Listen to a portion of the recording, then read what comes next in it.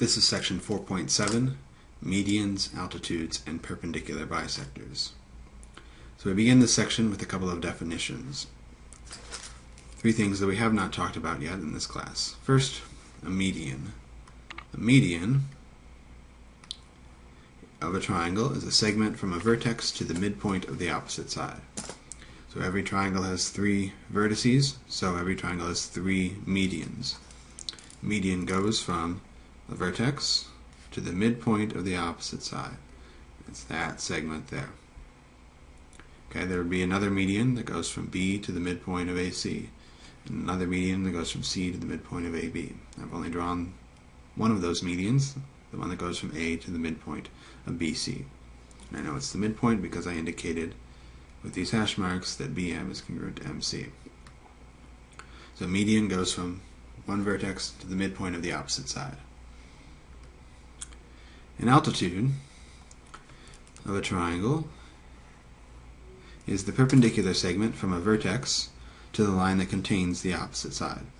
So this one does not necessarily hit the opposite side at the midpoint. Instead, it hits the line that contains the opposite side so that it's perpendicular to it. Now I have to say the line that contains it because sometimes the altitude will not be inside the triangle. The medians are always inside the triangle and always hit at a midpoint. An altitude is not always inside the triangle. Can sometimes hit at the midpoint. Most likely will not. In an acute triangle, all three altitudes are inside the triangle. So this green triangle that I've drawn here, it is acute. I've drawn one of the altitudes in red. I know it's an altitude because it hits the opposite side at a right angle. There are two other altitudes for this triangle. Let me draw them in purple. So there's the one that goes from this vertex to the opposite side.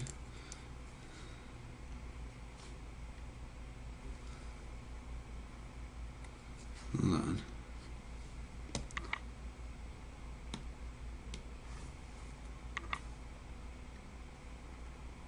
There we go.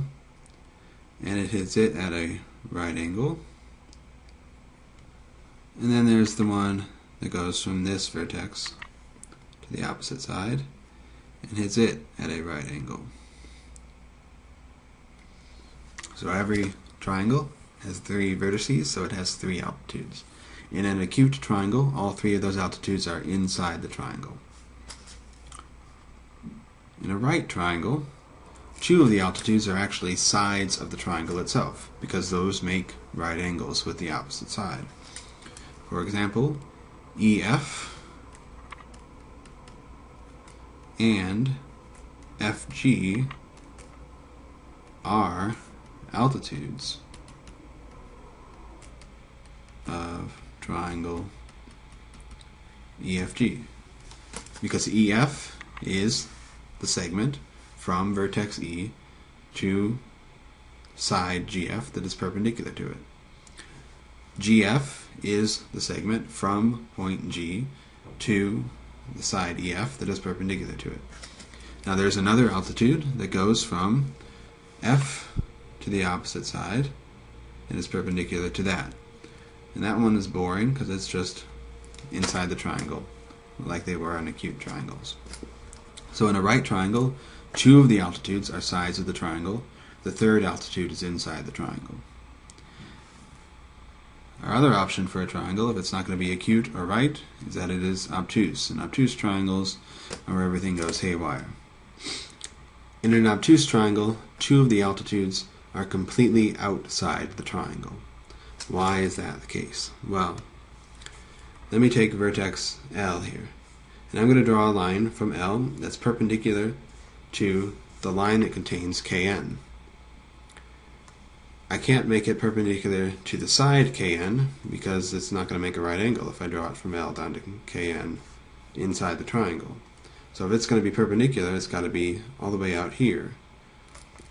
So I can extend side Kn into a line, and then I can draw from L a perpendicular segment down to the line that contains Kn, the line Kn. So that altitude is completely outside the triangle. I can do the same thing if I start with vertex N. If I try to draw a line perpendicular to LK, it's got to be outside the triangle. And it's going to look like this. In order for it to make a right angle, it's got to be in that direction down there. So that's 2 of the altitudes of this triangle. Every triangle has 3 altitudes. That's 2 of them for this obtuse triangle. And notice how they are completely outside the triangle. Here is my triangle, and my altitudes are completely outside of it. But every triangle has 3 altitudes, and the third one for this triangle starts at K and goes to the opposite side and is perpendicular to it. So that one is inside the triangle. So in an obtuse triangle, 2 of the altitudes are outside the triangle. 1 of them is inside the triangle. Alright. And then our third topic for this section, perpendicular bisectors. A perpendicular bisector of a segment is a line, or it could be a ray or a segment, that is perpendicular to the segment at its midpoint. So here I have a segment, PR, that's drawn there. And I've labeled its midpoint as M. I know it's a midpoint because I've labeled with the hash marks that PM is congruent to MR. The perpendicular bisector of segment PR is a segment or ray or line that is perpendicular to PR at its midpoint. So I need a line that goes through M perpendicular to PR. Well, one such line might be this.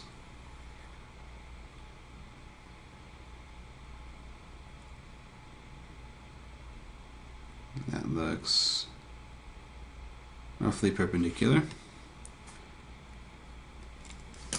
So that is a perpendicular bisector of PR.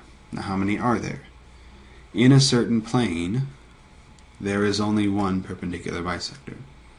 If I move to a different plane and go at PR from a different angle, like say vertically down into PR, there's a different perpendicular bisector in that plane. But in a given plane, there is only one perpendicular bisector.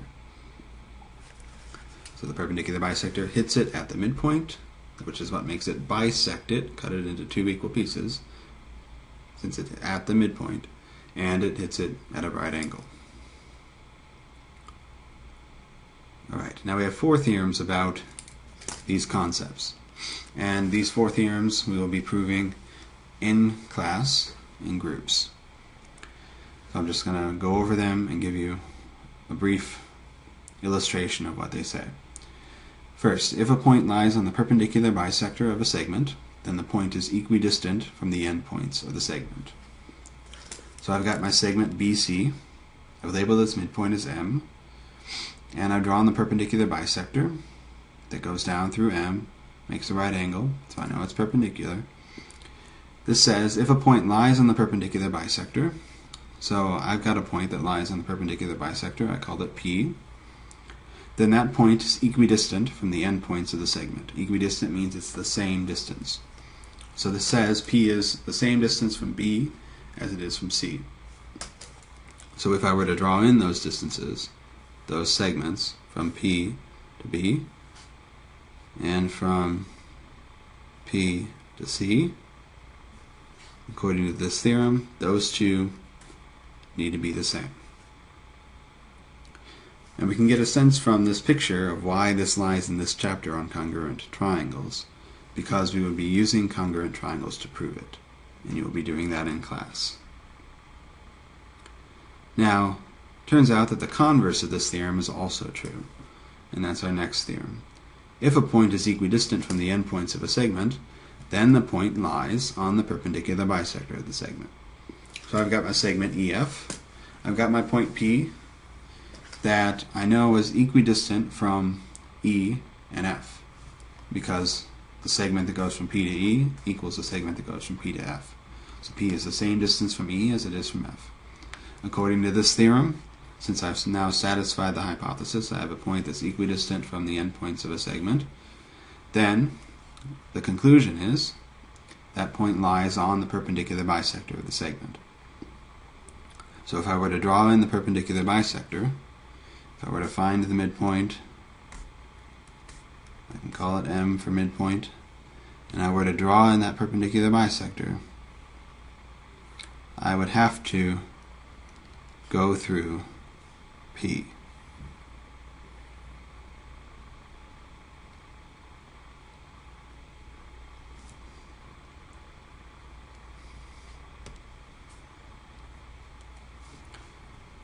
Since P was equidistant from E and F, P has to be on the perpendicular bisector of EF. One quick definition before we move on. The distance from a point to a line, is the length of the perpendicular segment connecting them. So I've got a segment, MO, and I've got a point, P. If I want to find the distance from P to MO, I want to know basically the shortest way for me to get from P to the segment MO. That's not going to be to go from P to M, and it's certainly not going to be to go from P to O. The shortest distance from P to MO is to go straight down to it. Well, that is what this is saying. It's the perpendicular line, the perpendicular segment, that connects them.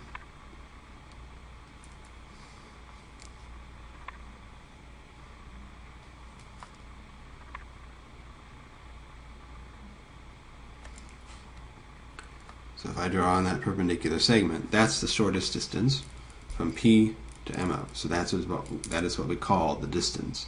The distance from a point to a line is the length of the perpendicular segment that connects them. Alright, now we're going to use that in our next theorem. If a point lies on the bisector of an angle, then the point is equidistant from the sides of the angle.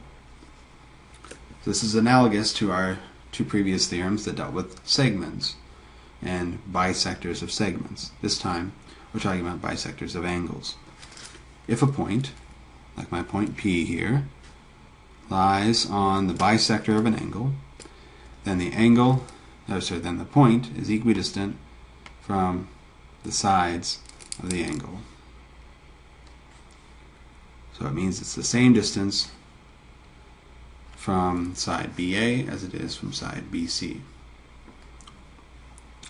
And since I know the distance is the perpendicular segment that connects them, if I were to draw that perpendicular segment from P to BA, and that perpendicular segment from P to BC, according to this theorem, those two distances are the same.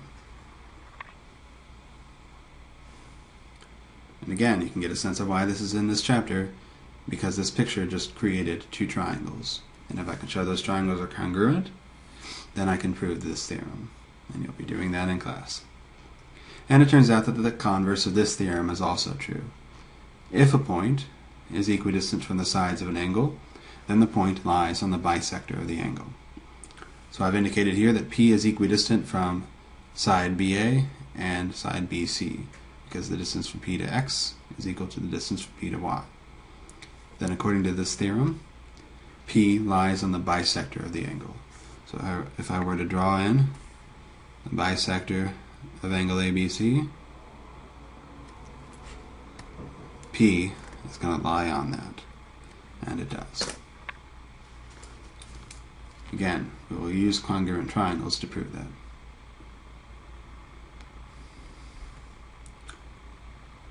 Right now, what you're going to do is use those theorems and actually basically the definitions, really, to answer these three immediate practice problems. You need to fill in the blank with one of the following words, either always, sometimes, or never. Number one, and you need to write down each statement, as I've indicated on the screen. Write each statement, or you will lose points in your homework. Number one, an altitude is, either always, sometimes, or never, perpendicular to the opposite side. Number two, a median is, either always, sometimes, or never, perpendicular to the opposite side. Number three, in an acute triangle, an altitude is, always, sometimes, or never, outside the triangle. Write each statement and fill in the blank. And that's the end of section 4.7.